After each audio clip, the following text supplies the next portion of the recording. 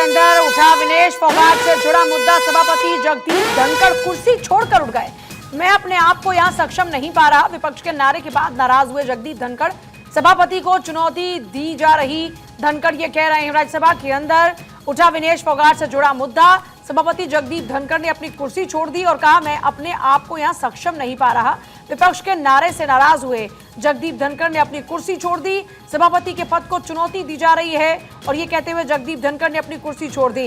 ये बड़ी खबर है इस वक्त की। विनेश फोगाट का मुद्दा दोनों ही सदनों में गूंजता नजर आया और जब इस बीच ऊपरी सदन में यह मुद्दा गूंजा तो जगदीप धनखड़ ने यहां विपक्ष की नारेबाजी थी उसको देखते अपनी नाराजगी जाहिर की और अपनी कुर्सी छोड़ दी।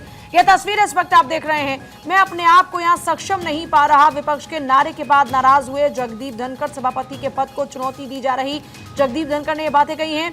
राज्यसभा में उठा विनेश फोगाट से जुड़ा मुद्दा। सभापति जगदीप धनखड़ कुर्सी छोड़कर उठ गए। मैं अपने आप को यहां सक्षम नहीं पा रहा। उन्होंने विपक्ष के नारे के बाद नाराजगी जाहिर की और अपनी कुर्सी छोड़ दी और कहा कि मैं अपने आप को यहां सक्षम नहीं पा रहा।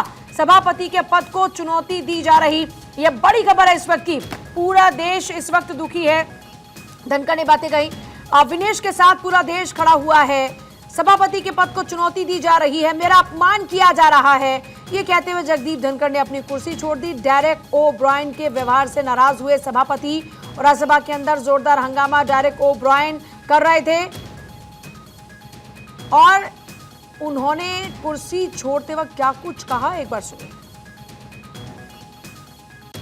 दुखी मन से मैं मेरी शपथ से दूर नहीं भग रहा हूं, पर मुझे जो आज मैंने देखा है, जिस तरीके का व्यवहार सदस्य ने किया है, शारीरिक रूप से किया है, जिस तरीके का व्यवहार इधर से भी हुआ है, मैं कुछ समय के लिए यहां बैठने में अपने आप को सक्षम नहीं पा रहा हूं। मैं दुखी मन से नमस्कार।